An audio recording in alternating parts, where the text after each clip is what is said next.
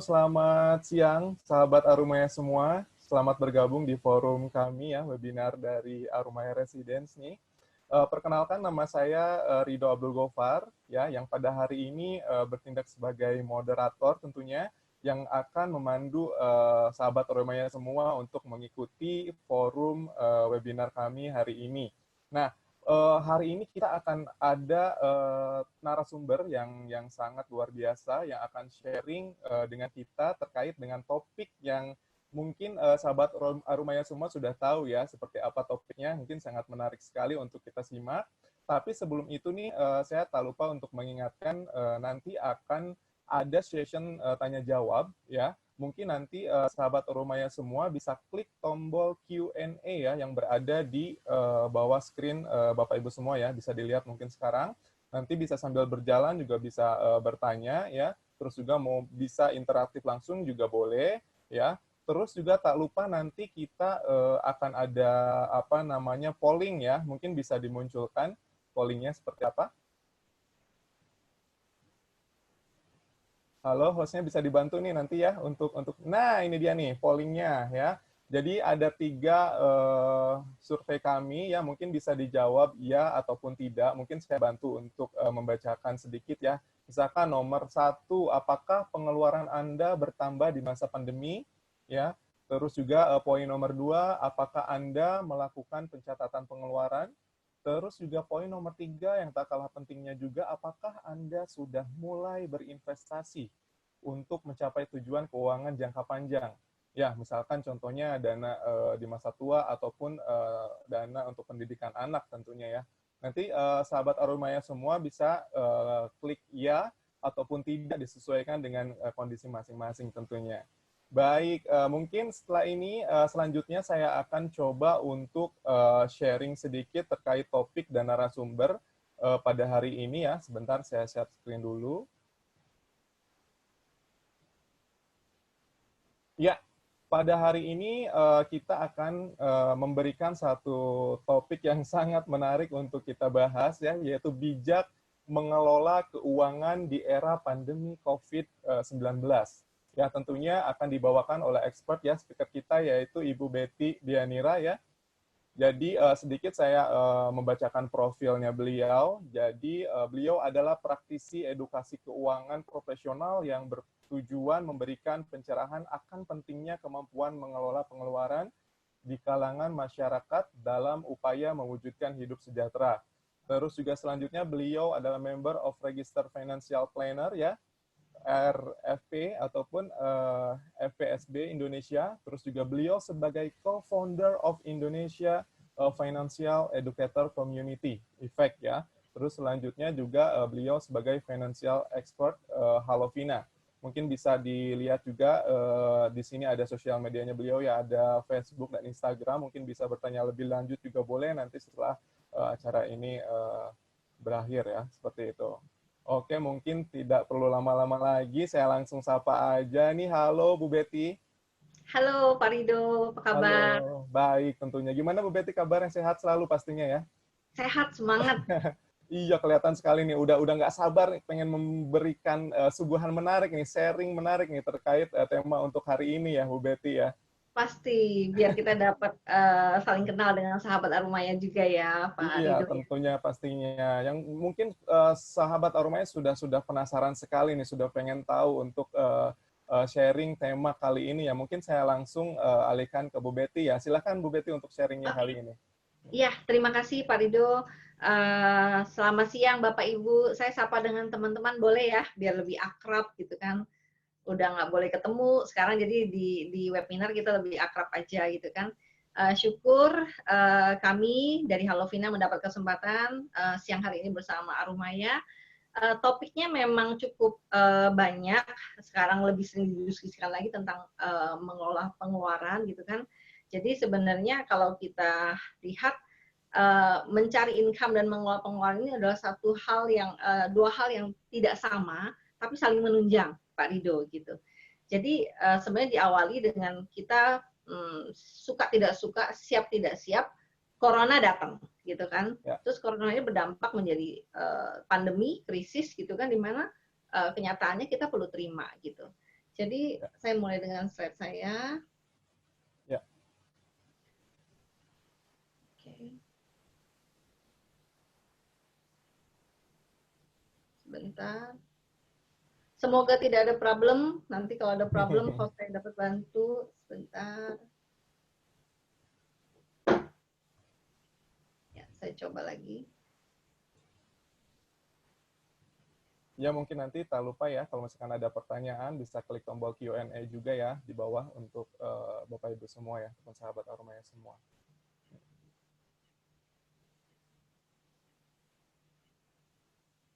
Oke, semoga lancar. Oke, dimulai dari dengan datangnya pandemi ini menjadi sebuah krisis, kita lihat memang beberapa fakta itu terjadi pada teman-teman kita di luar sana, gitu kan. Ada yang penghasilannya tetap tidak berubah, tetap stabil, gitu kan. Ada juga income-nya yang harus turun mau nggak mau gitu, atau bahkan juga ada yang sampai harus kehilangan penghasilan.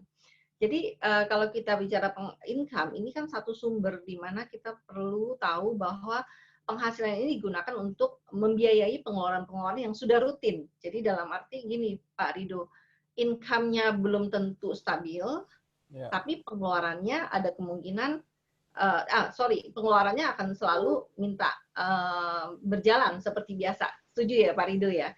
Jadi Setuju income sekali. mau gimana pun kondisinya, pengeluarannya harus tetap nih, gitu kan. Nah, karena hari ini kita konteksnya bicara pengeluaran yang tadi dalam kondisi apapun tetap perlu disiapkan gitu kan. Kita lihat dalam masa pandemi ataupun kondisi normal gitu kan, pengeluaran ini satu PR yang sering dilupakan untuk dikelola dengan benar, dengan bijaksana, sesuai judul kita siang hari ini. Nah, jadi dari situ kita lihat bahwa ternyata di masa pandemi ini PR-nya apa? Yang sudah mengelola pengeluaran dengan benar harus lebih benar lagi. Tapi ternyata banyak yang kita temukan, pandemi ataupun tidak, mengelola pengeluaran itu nggak diperhatiin, Pak Rido. Ya. Jadi khusus konteks pandemi ini kita lihat bagaimana kondisi sekarang, kita suka tidak suka, siap tidak siap, kenyataan versus harapan kita lihat memang tidak sesuai dengan yang kita mau gitu. Ada yang mungkin income-nya turun, tapi faktanya adalah kondisi ini membuat kita perlu berpikir lebih keras, berusaha lebih keras, berpikir lebih kreatif, bagaimana apa yang sudah kita siapkan saat ini untuk kebutuhan hidup kita itu perlu dikelola dengan lebih bijaksana lagi. Mau tidak mau, harus ke sana. Nah, sebelum saya mulai, mungkin kita akan samakan dulu nih persepsi kita sama-sama nih, Pak Rido. Dari efek, kita punya 4 prinsip dalam mengelola pengeluaran. Ini kita sama-sama pikirkan bersama Dr. Stefanus Tan gitu kan. Sebenarnya 4 prinsip ini menjadi fondasi pertama dalam mengelola pengeluaran, Pak Rido. Jadi kalau teman-teman dari sahabat Arumaya setuju, kita lanjut nih 4 prinsip ini, Pak Rido. Tapi kalau nggak setuju, protesnya mungkin nanti di belakangan gitu ya. Boleh, ya, silakan. Oke. Prinsip pertama adalah tidak ada manusia yang kekurangan. Karena saya percaya masyarakat Indonesia khususnya kita punya satu pedoman yang sangat penting, yaitu kita pasti hidup bersandarkan kepada Yang Maha Kuasa. Setuju ya Pak Rido ya? Setuju. Tidak ada manusia yang kekurangan, yang ada sebenarnya adalah manusia yang tidak cukup berusaha lebih keras, atau yang tidak mau mencukupkan dari yang sudah ada hari ini. Nanti kita akan bahas di belakang, Pak Rido. Nah, ini prinsip yang pertama. Prinsip kedua, setiap manusia sebenarnya ditunjuk untuk menjadi bendahara yang baik dan bertanggung jawab bagi dirinya dan keluarga. Setuju ya, Pak Rido? Setuju sekali. Ya, jadi kalau dalam keluarga sebenarnya kalau kita bilang bendaharanya siapa, menteri keuangannya siapa, menurut saya lebih baik kalau setiap dari kita mengambil tanggung jawab untuk bagaimana mengelola dengan benar dan menjadi bendahara yang baik bagi dirinya sendiri dan keluarga. Ini prinsip yang kedua. Prinsip yang ketiga, rezeki kita itu akan ditambahkan kalau kita sudah mendapat menjadi bendahara yang baik. Maksudnya apa nih? Kalau apa yang saya sudah miliki, saya dipercaya mendapatkan sekian juta per bulan, misalnya gitu kan. saya sudah dipercaya dan saya buktikan dengan saya kelola dengan bertanggung jawab. Kita percaya rezeki akan ditambahkan saat kita sudah menjadi bendahara yang baik. Contoh Pak Rido nih, kalau misalnya punya bendahara, dia kelolanya bagus, Pak Rido akan percaya. Iya. Setuju ya Pak? Setuju. Tapi Begitupun dengan kalau sumber. gini Bu Betty, kadang kan kita kayak ya, mungkin saya juga udah berkeluarga gitu kan.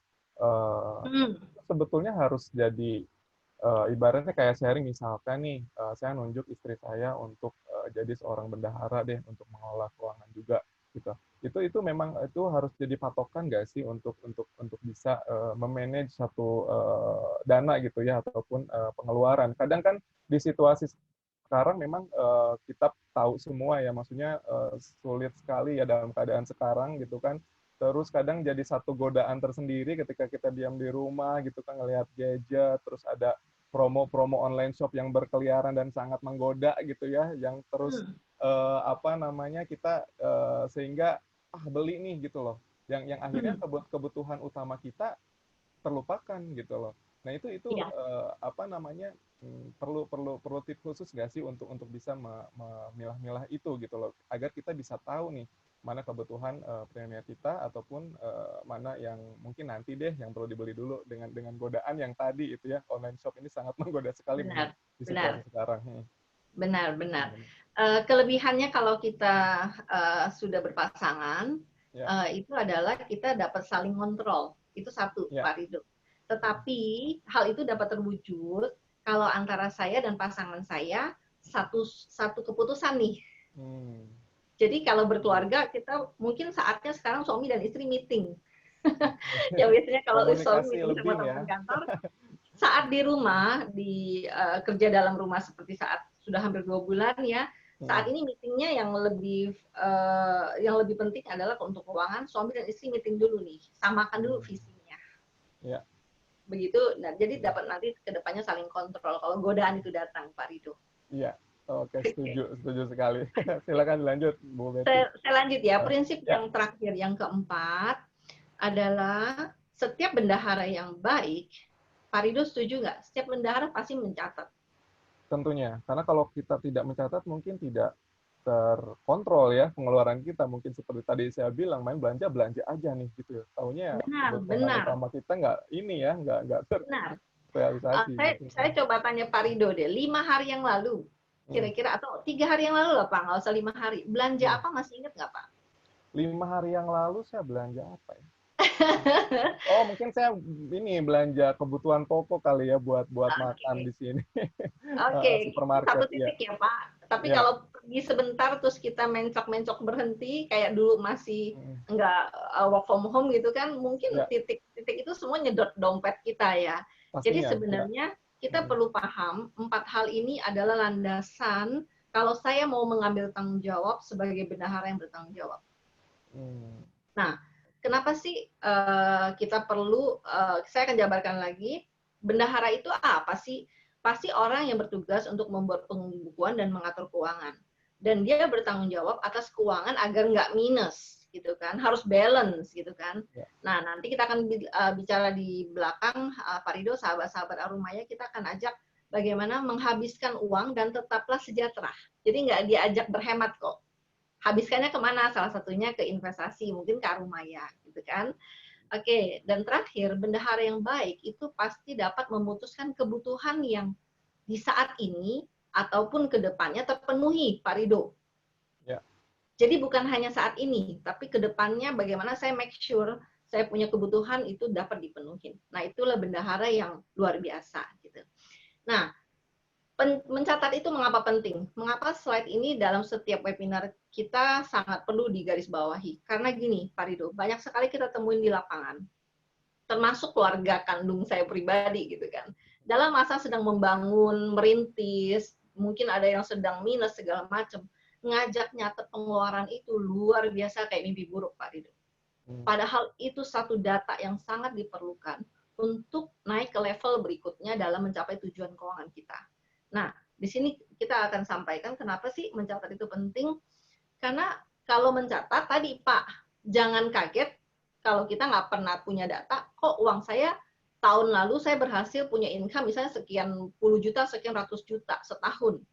gitu kan, tapi kok uangnya nggak berbentuk, tiba-tiba uang habis, gitu kan.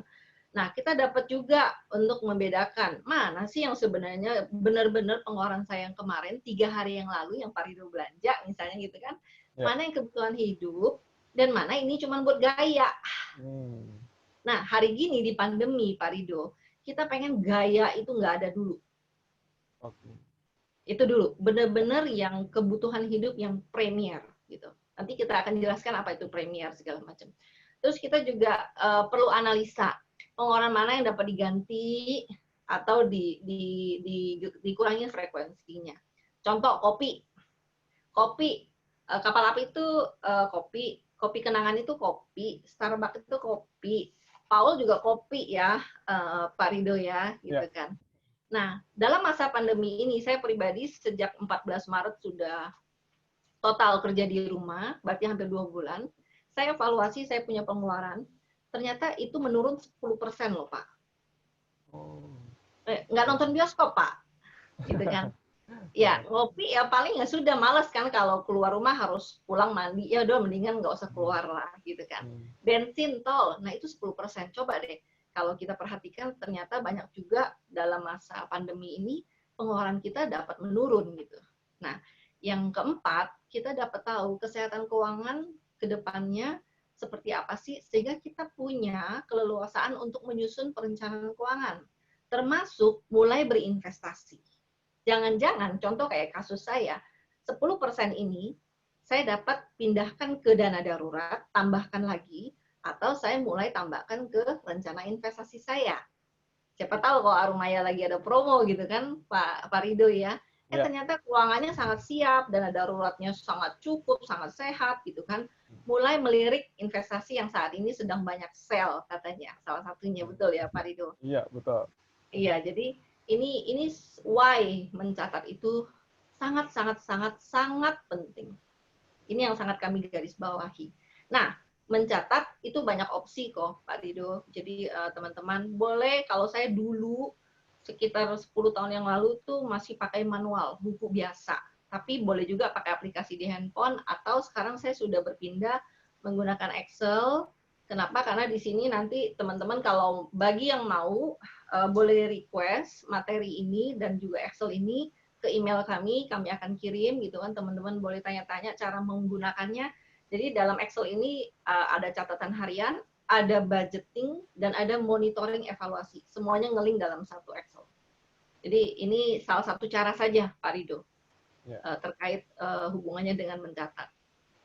Nah, sebelum saya masuk ke materi lebih lanjut, mungkin saya pengen sharing sedikit, Pak Ridho. Iya, silakan. Saya ini adalah produknya orang boros. Jadi sebelum saya dekat dengan Halovina dan Effect gitu kan, saya orang yang berpikir kalau ada uang sudah capek kerja, saya perlu nikmatin sesuka-suka saya. Ujung-ujungnya saya hidup dengan kredit card, saya nggak punya tabungan, boro-boro punya investasi gitu kan. Karena saya berpikir, nanti deh kalau saya punya income sudah hit sekian digit, saya baru mampu nabung. Jadi saya dulu sakit sebenarnya Pak Ridho, sakitnya sindrom selalu kurang. Itu kok kayaknya omongan Pak Teguh ya. Iya, saya kok ngerasa kesindir ya tadi bilang begitu ya. Normal Pak Ridho. Iya, saya juga seperti itu kayaknya. Yang bahaya yang nggak kesindir.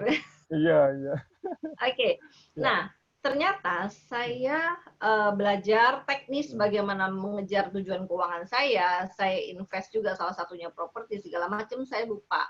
Saya perlu manage dulu, saya punya keuangan yang basic, dan saya perlu terima bahwa kalau saya mau punya uang terus sampai ke depannya, punya aset yang sehat, sejahtera, saya perlu punya dua kemampuan ini. Bukan hanya kemampuan untuk mencari income. Bentar. Slide saya sepertinya putus. Jadi saya bukan hanya perlu mencari uang saja yang rajin, bukan hanya terus perlu giat berpikir bagaimana mencetak income sebanyak-banyaknya, tapi saya juga perlu berpikir diiringi dengan bagaimana kecerdasan saya dalam mengelola pengeluaran. Sebentar. Nah, koneksi saya kayaknya yang device yang satunya putus gitu. Nah, teman-teman, dalam host boleh tolong bantu nggak ya? Mungkin boleh Ini kalau nggak slide dibantu nggak asik hostnya. namanya. Ya, Boleh sambil berjalan aja ya mungkin ya. ya. Nah ini udah muncul sama host ya. Thank Ya. you. Mm-mm. Oke. Nah, Nah, ini beberapa dosa-dosa yang mungkin diantaranya itu saya lakukan, gitu kan. Dosa-dosa yang membuat kita sulit untuk mapan secara keuangan. Satu, kita memilih untuk tidak mau belajar, buta finansial. Tapi saya percaya teman-teman yang hadir hari ini luar biasa, buktinya sudah mau belajar, gitu kan. Semoga apa yang saya sharing nanti itu dapat diambil 1-2 poin dan kita tahu belajar itu butuh proses, butuh waktu, gitu kan. Yang kedua, kesalahan yang kedua adalah tidak menetapkan target keuangan, target finansial, gitu kan. Yang ketiga, tidak menggunakan uang dengan bijaksana, itu saya dulu. Keempat, tidak membuat anggaran. Saya rajin bikin anggaran, tapi saya juga rajin melanggar anggaran yang saya buat. Kenapa? Karena tadi banyak faktor-faktor yang saya akan sharing di belakang, saya belum punya fondasinya. Saya tahu teknis, tapi saya nggak tahu fondasinya, gitu kan. Yang kelima, saya tidak mencatat. Saya mencatat, tapi habis saya catat, saya nggak mau lihat lagi catatan saya, karena saking banyaknya pengeluaran. Berikutnya, nggak punya emergency fund. Nah, ini sangat bahaya. Saya dulu nggak punya tabungan dana darurat, tapi saya sudah berani investasi. Efeknya adalah beberapa investasi saya sampai harus cairkan. Kenapa? Karena ada kondisi keuangan yang tidak jelas. Kondisi hari ini, dana darurat itu sangat penting. Nanti kita bahas di belakang, gitu kan. Dan terakhir adalah yang paling fatal, kita tidak mempersiapkan investasi untuk tujuan keuangan kita jangka panjang. Sehingga pada saat usia kita tidak lagi produktif, kita nggak punya aset, kita nggak punya tabungan, dan kita nggak punya dana masa depan. Oke, next. Oke, tadi ini dua kemampuan yang perlu kita miliki, mendapatkan penghasilan dan cerdas mengelola pengeluaran. Berikutnya. Oke, nah untuk mengelola pengeluaran, menurut Pak Rido, mudah apa susah? pengeluaran nih. Kalau Ya, pengeluaran kan mengelola. maksudnya berarti mengeluarkan sesuatu kan. Ya, Itu kayaknya gampang-gampang aja ya kalau pengeluaran ya. oke. Kalau mengelola pengeluaran dengan benar, Nah, itu gampang. yang susah kayaknya. Yang saya belum nemu juga nih metodenya sampai sekarang. Kayak gimana? Oke. Nah, Wah. ini adalah fondasi dasar yang tadi saya bilang saya nggak miliki, Pak Rido. Jadi Ya. saya ikut pelatihan pengelola keuangan cukup banyak, saya ikut seminar, bayar dengan harga yang cukup oke, gitu kan. Ternyata ini yang saya tidak tahu bahwa sebenarnya saya perlu memiliki dulu sifat dasar habit dalam mengolah pengeluaran. Satu, merubah kebiasaan saya dari sisa menjadi sisi, Pak Rido. Maksudnya apa? Dulu saya terima income, saya belanja, Pak. Saya happy-happy, kalau ada sisa, kalau gaji saya nanti sekian, saya baru nabung. Itu saya dulu. Tapi kalau orang punya kebiasaan sisi, berapapun income yang dia terima hari ini, dia simpen dan dia invest, barulah sisanya dia pakai untuk biaya hidup. Plus kalau mau gaya hidup. Nah, dua hal yang kelihatan beta tipis ini, Pak Rido, itu dampaknya fatal. Nah, jadi selama orang belum berubah kebiasaan sisi ini bicara bukan berarti Januari, Februari, Maret sisi, April, Mei, balik lagi ke habit lama, sisa, enggak. Bicara sesuatu yang dengan disiplin tinggi. Jadi teman-teman, kebiasaan ini yang cukup menarik dan challenging banget, dan kita cukup asik dengan responden kita, klien kita. Oh, bagaimana caranya ya mengenali sifat dia sehingga dia posisi dengan senang, dengan nyaman, nggak penuh harus penderitaan, enggak. Kita nggak ngajak orang menderita, Pak Rido. Ya. Caranya gimana? Macam-macam. Kalau dia misalnya senangnya dengan tabungan yang auto debit gitu kan, misalnya pindah pos segala macam ya silakan. Tapi prinsipnya kita akan sesuaikan dengan gimana caranya saya mencari akal agar saya merubah kebiasaan sisi. Kadang-kadang orang perlu dibantu. Jadi ini tapi fondasi pertama dulu, Pak Rido. Ya. Oke. Nah, setelah sisi, nah kita boleh next, host. Oh ini sudah ya? Sudah saya kah? Sudah ya? Oke. Nah, sekarang kita lanjut. Kenapa sih perlu mengelola pengeluaran dengan benar? Buat apa sih mencatat segala macam? Sebenarnya yang terutama yang perlu kita sadari adalah kita mungkin Pak Rido pernah dengar ya, begin of the end of mind, gitu kan. Kita mulai dengan satu tujuan dulu gitu. Kebanyakan yang saya temukan di lapangan, yang efek temukan di lapangan adalah tidak banyak orang memiliki tujuan keuangan yang jelas dan penting. Jadi ini ibaratnya targetnya dulu nih yang perlu dibenerin, Pak Rido. Bukan pencatatannya, bukan kebiasaan mengelola pengeluarannya. Kenapa? Kalau saya bicara tujuan keuangan, itu pasti kalau kita lihat definisinya, perencanaan keuangan itu adalah bagaimana satu proses mencapai tujuan keuangan dengan memanage keuangan yang saat ini ada. Gitu. Itu satu. Nah, ibarat kalau kita keluar rumah deh, Pak Rido, Ya. saya keluar rumah nggak ada tujuan. Sama Pak Rido nih, keluar rumah ada tujuan, mau ketemu orang tua, misalnya lagi birthday yang sangat kita sayangi gitu kan, Ya. itu pasti yang banyak banyak gangguan itu adalah saya yang nggak punya tujuan. Betul ya Pak Rido? Betul. Nah, tapi kalau Pak Rido ada tujuan penting, diajak mampir-mampir, oh nggak dapet, karena waktunya sudah mau, partinya udah mau mulai, ulang tahun orang tua saya sudah mau mulai, nggak dapet, saya pasti nggak akan parkir dulu, belok kiri, belok kanan.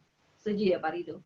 Setuju. Nah, memiliki tujuan keuangan, even terserah itu mau tujuan jangka pendek, menengah ataupun panjang, itu perlu dibicarakan dulu. Kalau dalam konteks ini keluarga adalah ya suami istri tadi perlu sepakat dulu. Tujuan jangka pendek itu contohnya apa sih? Dana darurat. Itu 1 sampai 5 tahun. Terus menengah apa? Misalnya ada rencana ibadah di atas 5 tahun misalnya.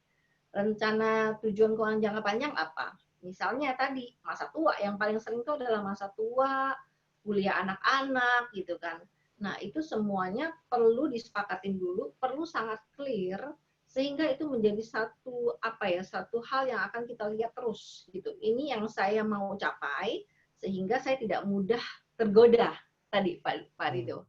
Ya. Nah, jadi flow ini kita nggak akan bahas sangat detail, tapi yang pasti kita perlu memiliki satu dulu tujuan keuangan. Nah, di Halo Vina memang kita ada fitur untuk life plan gitu kan, boleh juga di dalamnya ada financial check up, tes keuangan segala macam. Berikutnya yang perlu kita lakukan adalah check up dulu. Check up keuangan kita saat ini. Check up-nya apa maksudnya? Uang saya tuh sehat nggak sih? Nanti di belakang saya akan kasih tools-nya secara singkat untuk financial check up gitu kan. Oh ternyata saya ini terlalu besar hutangnya, terlalu banyak di gaya hidup. Nah, datanya dari mana kira-kira Pak Rido? Pasti dari pencatatan pengeluaran harian. Itulah yang saya bilang, mengapa mencatat itu sangat penting, karena itu menjadi sumber data yang sangat akurat untuk kita melakukan financial check up. Kalau kita nggak melakukan financial check up, efeknya kemana? Kayak saya dulu, Pak Rido, jalan aja. Tahu-tahu sebenarnya dalam saya itu lagi sakit. Nah, financial check up untuk mencari tahu, apa sih sakitnya saya ini? Fungsinya ke sana. Begitu kita sehat, kita jalankan budget kita, jalankan anggaran kita monitor, evaluasi, setahun 3 kali, setahun 2 kali, untuk memastikan kita kembali lagi ke tujuan keuangan yang orange. Kalau kita sehat. Nah, kalau kita nggak sehat, ya kita perlu rebudgeting. Meeting lagi, apa ya yang perlu kita lakukan untuk memangkas ini, nahan nafsu, misalnya gitu kan, segala macam. Kopinya ganti deh, udah bukan Starbucks, tapi kenangan aja, misalnya, atau apa gitu. Saya nyebut merek ya, maaf. Gitu. Kopi hitam aja Bu, bilangnya Bu, kopi hitam gitu. Oke, kopi hitam ya. Oke, dari situ barulah jalankan anggaran lagi, monitor lagi. Kalau nggak sehat lagi, rebudgeting lagi, cari solusi segala macam. Jadi ini flow-nya untuk satu tujuannya adalah bagaimana kita mencapai tujuan keuangan. Oke, saya lanjut ya Pak Rido. Ya, silakan Bu. Oke. Next. Nah, saat pandemi begini, ini adalah cara kami untuk menentukan prioritas melalui 4 kuadran ini. saat ini pengeluaran apa sih yang sebenarnya dapat dihilangkan dulu, atau pengeluaran mana sih yang nggak dapat dihilangkan alias wajib gitu kan. Ada 4 kuadran, itu adalah important dan urgent gitu kan. Kedua, dia urgent tapi belum important gitu kan. Terus yang ke biru itu adalah important dan non urgent, dan non urgent dan not important gitu kan. Jadi kita lihat saat ini kita fokus yang hijau dan kuning dulu, Pak Rido. Definisinya seperti apa? Contohnya, oke, next. Nah, ini dia. Kita utamakan dulu kebutuhan pokok yang paling dasar. Makan, minum, dan menunjang kesehatan. Contoh, sekarang dulu hand sanitizer nggak penting, sekarang jadi penting gitu kan. Terus makan minum, itu juga dapat kita evaluasi. Kita baru diskusi kemarin sama Efek gitu kan, oh ternyata masak di rumah itu justru jauh lebih murah gitu kan, tapi tetap sehat gitu kan. Terus itu dapat jadi satu hal pertimbangan untuk, oh kayaknya kita dapat efisienkan biayanya dari situ gitu kan. Terus alokasikan dana darurat semaksimal mungkin dari uang kas. Jadi bagaimana kita lebih bijaksana dalam hal pengeluaran, tujuannya salah satu adalah memperbesar dana darurat, gitu kan. Berikutnya dana sosial. Mungkin sekarang banyak ya, saya kemarin di lampu merah Tomang itu saya lihat anak kecil, saya suka males kalau lihat itu, sedih rasanya gitu kan. Jualan tisu gitu kan, segala macam. Saat nggak ada yang beli, dia duduk tertunduk gitu kan. Saya berpikir dalam hati, saya bilang sama suami saya, kalau hari ini saya punya budget makan sekian, saya bisa ngirit 30.000 aja, 40.000 aja. Mungkin uang itu saya dapat alokasikan untuk kasih ke mereka, mereka dapat makan sekeluarga. Ya, kita hargain mereka, ya mereka tetap rajin bekerja gitu kan, jualan tisu segala macam. Tapi saya pikir saat ini mungkin nggak kita rampingkan kita punya pengeluaran. Makan ya nggak perlu mewah karena sushi teh tutup gitu kan, semua tutup gitu kan. Jadi lebih coba bagi ke mereka gitu kan. Mungkin 30-40 ribu itu berdampak besar buat satu rumah gitu. Jadi itu dia. Terus miliki dan tepati bayar BPJS atau asuransi kesehatan dan cicilan lain gitu kan. Belajar dari rumah itu juga memang sudah pasti internet sekarang ya, ini sudah biasa sekarang. Jadi akan ada pembekakan biaya, penambahan biaya justru di internet. Gitu. Next.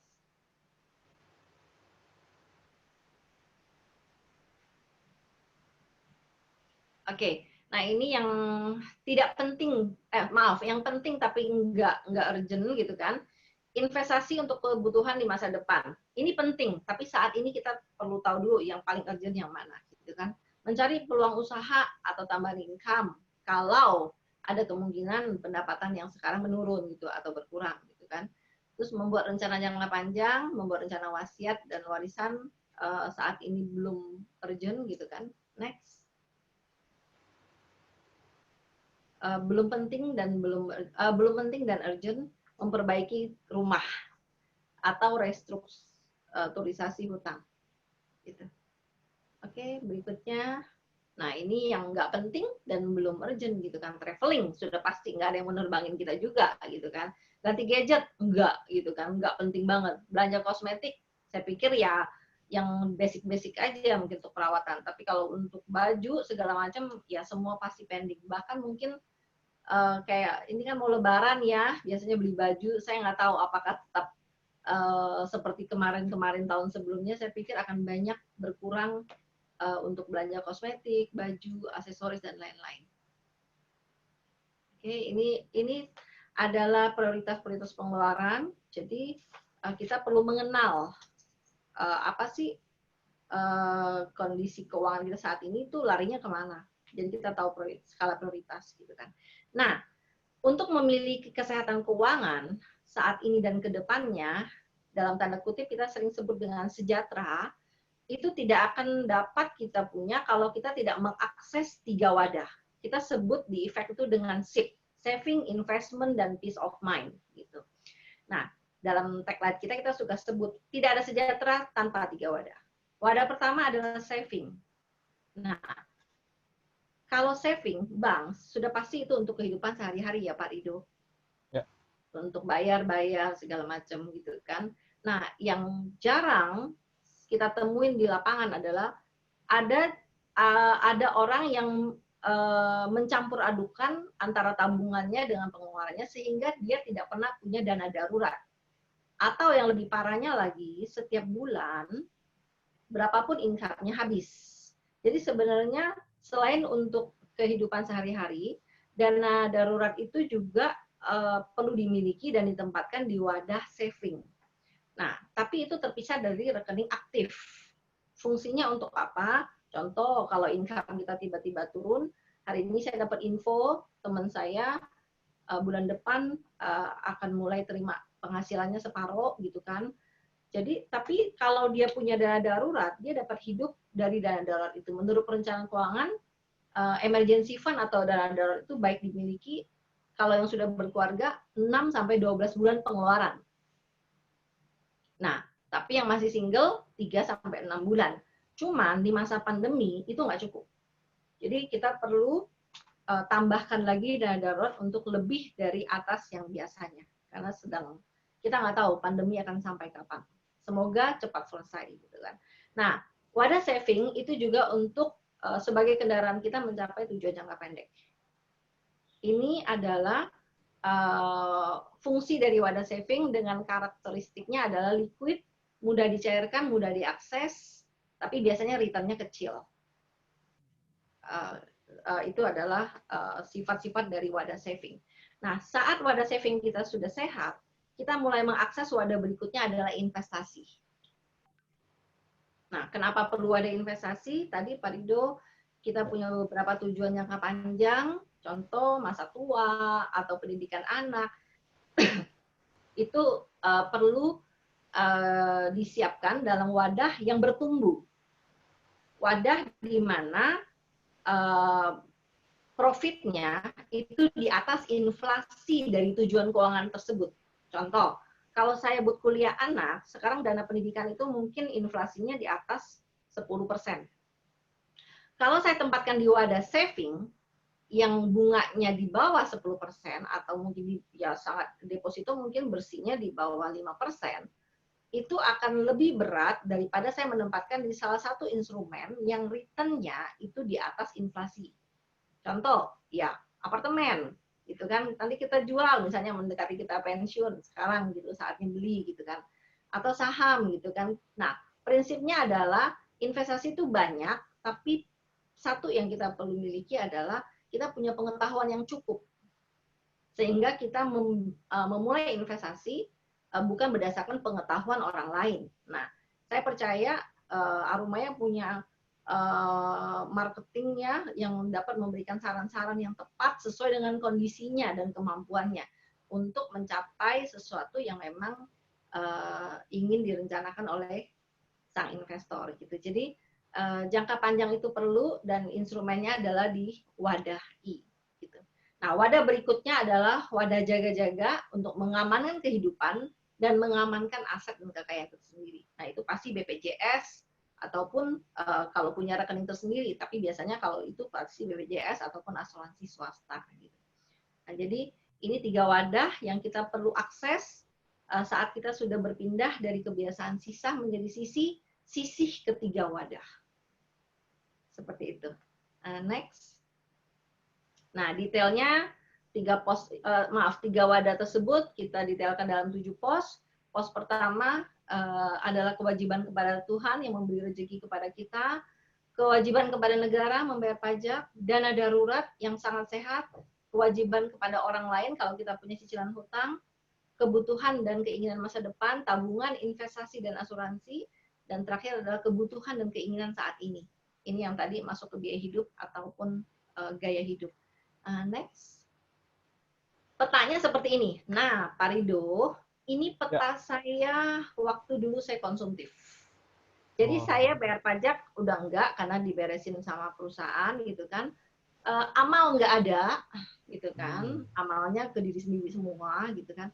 Dana darurat orang punya juga gitu kan. Untung saya enggak sampai ada kejadian sesuatu yang emergensi gitu kan. Berikutnya saya punya hutang. Nah, cicilan hutang saya dulu 67%. Sehatnya di situ berapa, Pak Rido?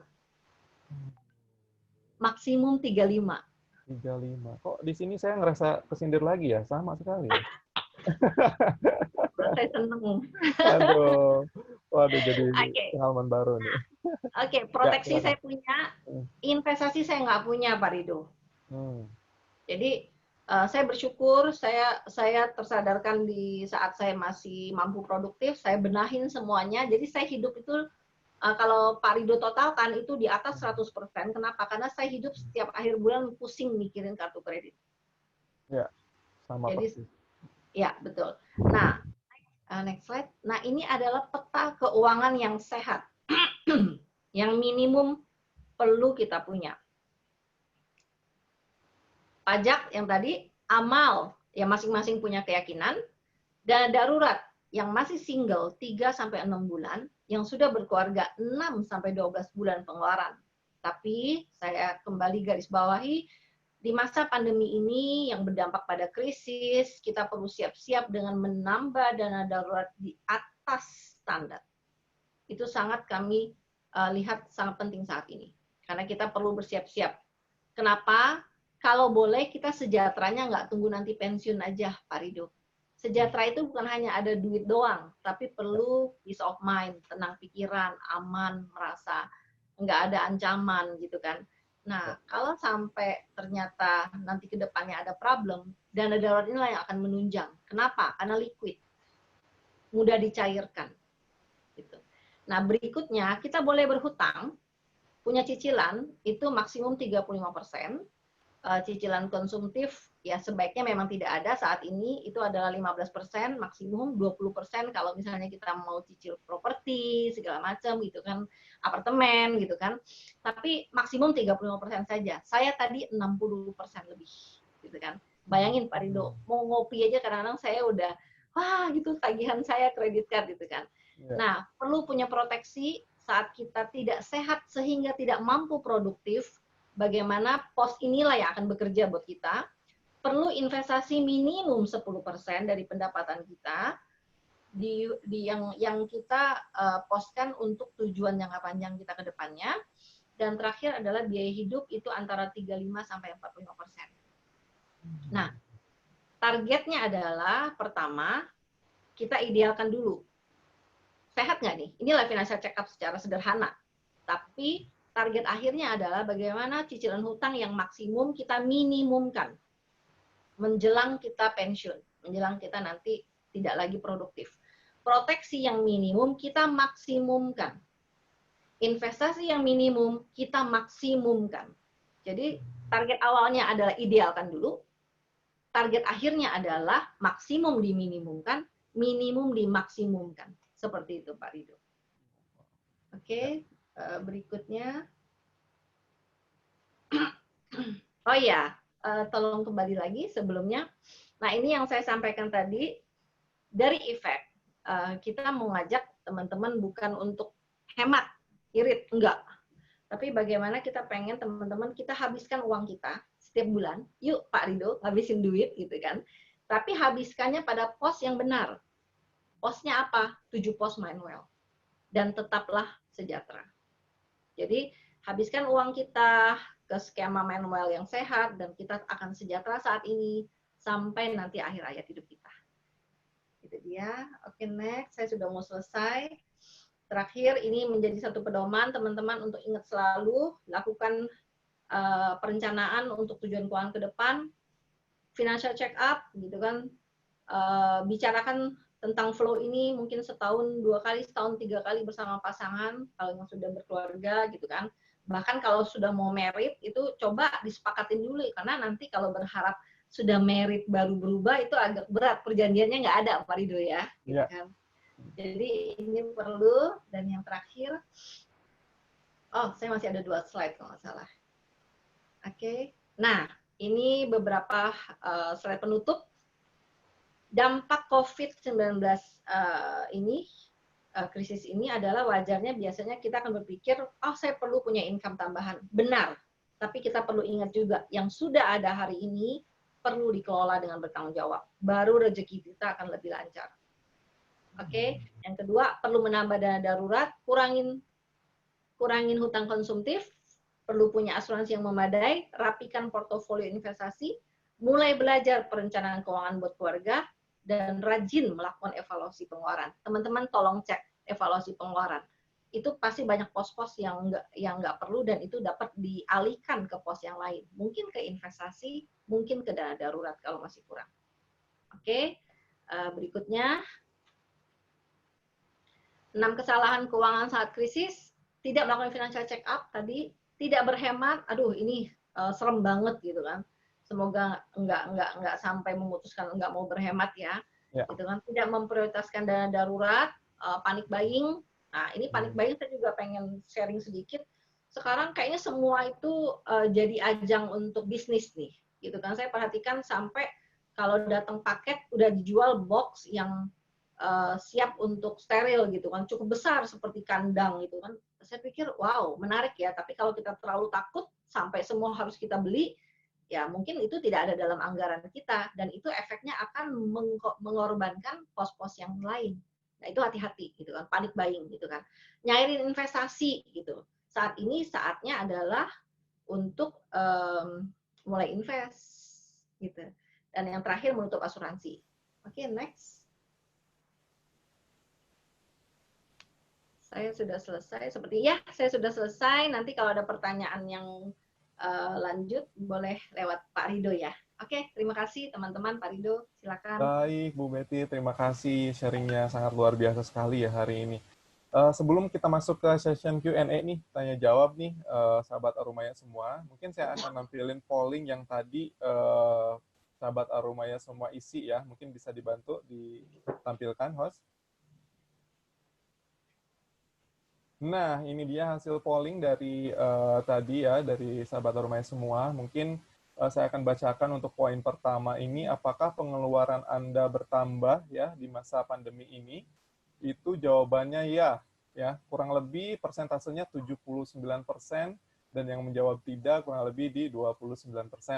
Untuk poin nomor 2, apakah Anda melakukan pencatatan pengeluaran? Di sini hampir 50-50 nih ya. Ini yang menjawab ya 50% dan yang tidak 57% ya. Untuk poin nomor 3, apakah Anda sudah mulai berinvestasi untuk mencapai tujuan keuangan jangka panjang? Contoh misalkan dana masa tua ataupun pendidikan anak, itu 71% menjawab ya, dan yang tidak ini 36%. Waduh, luar biasa nih Bu Betty hari ini ya, untuk polling kita hari ini. Terus saya langsung aja nih ya lanjut ke session Q&A. Mungkin ini ada beberapa pertanyaan juga ya Bu Betty. Ini mungkin saya bacakan untuk pertanyaan yang pertama dari Ibu Eva Yuliantika ya. Pertanyaannya, bagaimana membedakan antara keinginan dan kebutuhan? Karena selalu ada pembenaran bahwa yang kita beli adalah kebutuhan. Mungkin bisa dibantu jawab. Ya, silakan. Bagaimana membedakan keinginan dan kebutuhan?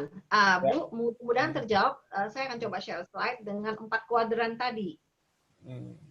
Jadi kalau bicara keinginan kebutuhan tanpa ada landasan kan agak sulit ya, karena kan beberapa orang berpikir saya nggak butuh, ada yang butuh gitu kan, jadi nggak objektif ya Pak Rido ya. Melalui webinar ini mungkin kita akan coba samakan dulu bahwa yang namanya kebutuhan atau keinginan tinggal kita cek aja pakai 4 kuadran ini Ibu gitu kan.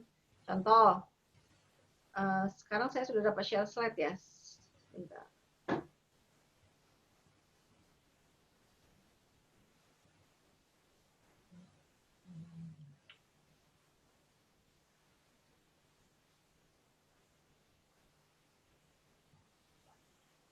Slide saya sudah muncul belum Pak Rido? Yang important.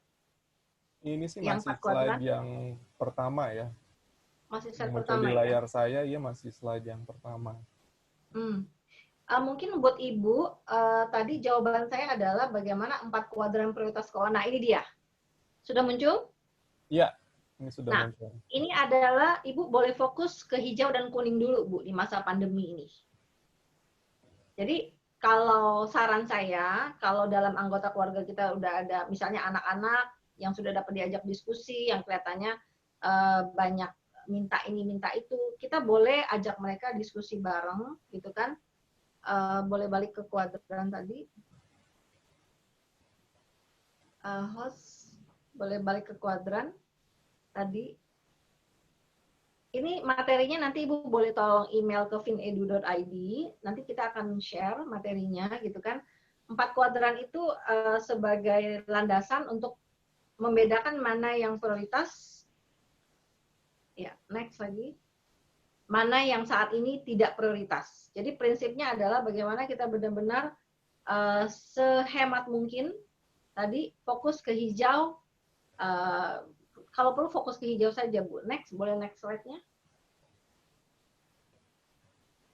Nah, ini dia. Kebutuhan pokok yang benar-benar penting gitu kan. Hal ini yang menjadi panduan Ibu, mana yang saat ini menjadi kebutuhan keluarga. Dan kalau boleh, saya sarankan untuk mengajak anggota keluarga semua terlibat dalam memutuskan saat ini ke depannya kita akan lakukan ini. Salah satunya adalah berhemat. Tidak lagi mengikuti keinginan dulu. Mungkin kurang lebih itu ya Pak Rido ya. Iya, baik. Untuk Ibu Eva, mudah-mudahan terjawab ya Bu ya. Ini ada pertanyaan selanjutnya lagi, karena lumayan cukup banyak juga ya. Ini dari Ibu Laili ya. Mungkin saya bacakan ya, Bu Betty ya. Jadi pertanyaannya, lebih prioritas mana? Saving antara untuk dana darurat, investasi, dan cicilan hutang? Dan jika ingin menyelesaikan cicilan lebih cepat, apakah saving dana darurat bisa dikesampingkan dulu karena keterbatasan pemasukan? Terus ada tambahan juga nih, apakah dalam kondisi pandemi seperti ini perlu mengajukan relaksasi cicilan? Ya, silakan Bu Betty. Karena pertanyaan Ibu itu terkait semua pos yang tadi saya sampaikan, 7 pos. Ya. Semuanya penting, Pak Rido. Ya. Ibu Leli ya. Ya, semuanya Ibu penting. Jadi sebenarnya data yang Ibu dapat, kita perlu data berapa persen porsi hutang, berapa persen porsi investasi yang sekarang, atau jangan-jangan kita punya pengeluaran lebih banyak ke biaya hidup dan gaya hidup tadi. Nah, di lapangan kita sering temukan ternyata banyak yang tidak sehat di pos-pos itu adalah di hutang dan biaya hidup, Pak Rido. Ya. Jadi kalau Ibu tanya saya, pentingan mana? 7 pos itu semua penting, Pak.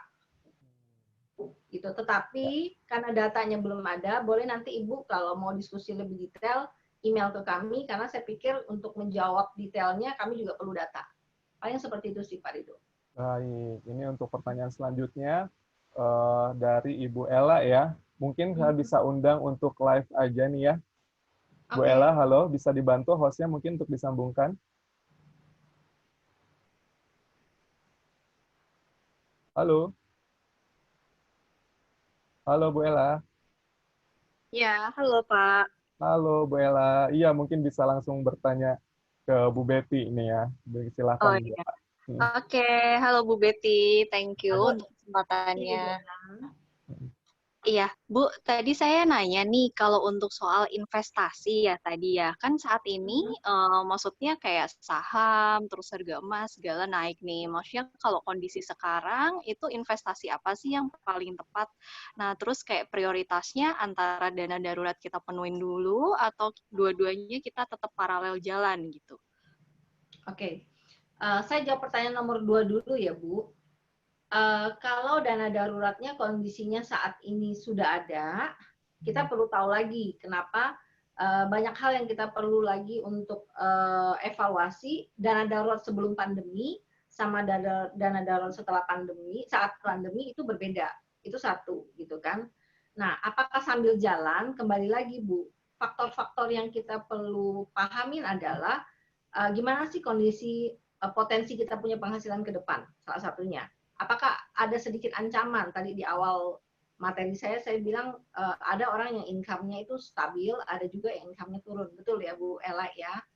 Nah, untuk menjawab hal tersebut sebenarnya adalah tadi Bu, kita perlu tahu 7 pos ini petanya seperti apa. Khususnya dana darurat.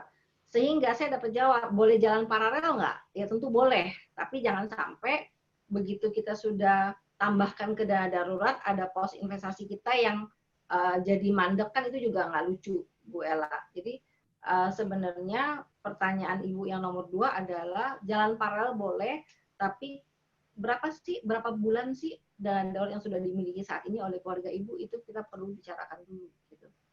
Nah, pertanyaan nomor 1, tadi investasi apa yang terbaik ya Bu? Gini,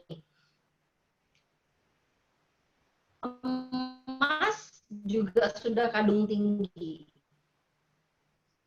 Kita tahu properti ada kekurangan dan ada kelebihannya. Jadi kita di Efek punya 4 pertanyaan kembali ke Ibu. Apakah Ibu sudah tahu tujuan keuangan yang jelas? Itu 1, Bu. Yang kedua, kapan tujuan keuangan itu saya mau pakai? Contoh, kalau untuk pendidikan anak misalnya masih 11 tahun lagi atau 10 tahun lagi. Itu kita perlu tanya lagi kepada klien gitu. Yang ketiga, gitu kan, saya punya profil resiko, saya kenal nggak? Maksudnya apa? Saya tipe orang yang konservatif atau yang cukup berani alias agresif. Nah, ini kita perlu sesuaikan dengan instrumen investasi yang kita pilih, Bu. Contoh, saya setelah dicek profil resikonya, ternyata saya tipenya yang sangat takut, belum berani, belum pede. Ya jangan coba-coba ke instrumen yang agresif. Contoh saham, gitu kan. Mungkin saya cocoknya beli properti segala macam ataupun reksadana ataupun sementara saya karena belum ngerti mendingan saya parkir dulu di deposito di wadah es tadi gitu. Nah, yang 3 pertanyaan ini Bu yang kita perlu cek gitu. Yang terakhir adalah tadi kita perlu pahamin dan menguasai semuanya barulah kita mulai investasi. Pertama, tujuan. Yang kedua, waktu. Ketiga, cek profil risiko kita. Yang terakhir kita menguasai semuanya. Jadi Bu, karena Ibu tanya saya yang paling bagus, jawabannya adalah investasi yang terbaik adalah investasi yang kita pahami. Bu Ella paham apa? Ya, oke. Nah, tadi kalau yang pendidikan misal 11 tahun lagi tuh Bu, acuannya kita kebutuhan 11 atau berapa tahun lagi tuh patokannya untuk kuliah atau mulai dari TK atau SD gitu ya Bu ya? Nah, betul. Nah, itu macam-macam ya, Bu. Ada yang kayaknya kalau TK, SD, SMP saya nggak apa-apa deh anak-anak di Indonesia aja. Tapi nanti kuliah saya mau mereka misalnya di mana di luar negeri. Itu kan beda orang tua ya, Bu. Tapi memang dalam diskusi kita dengan klien gitu kan, dengan responden kita akan banyak menggali karena masing-masing orang tuh punya kemauannya beda-beda. Berarti sebenarnya pertanyaan Ibu itu disesuaikan dengan maunya si klien, Bu. Jadi maunya Ibu Ella bagaimana, jadi nanti akan disesuaikan dengan solusinya. Gitu.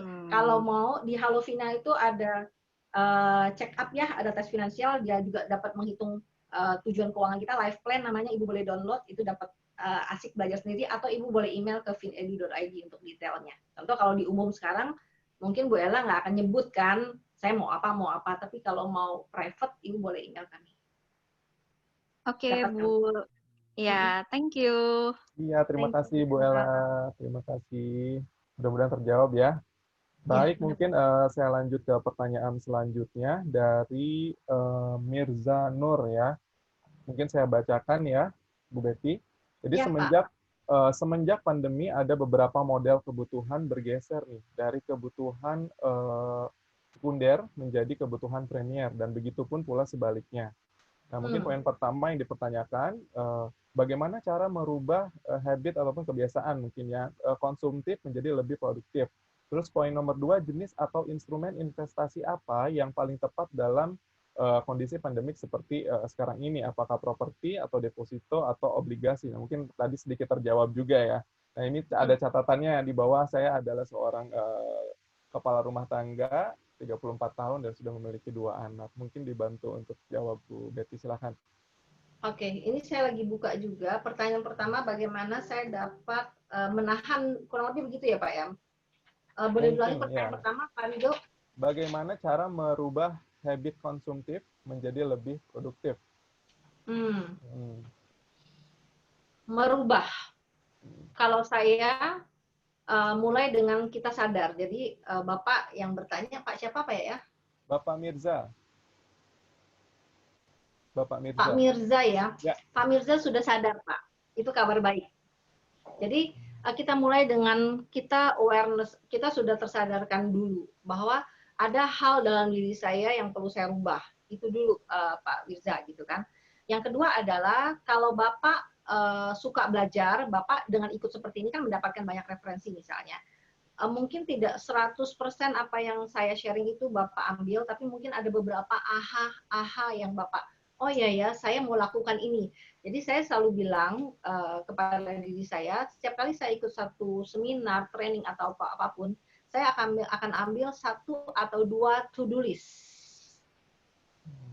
Dan itu yang saya akan aplikasikan, nggak tunggu besok, saat ini.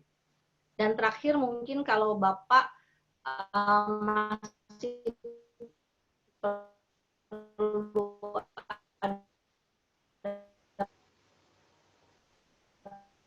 pendampingan,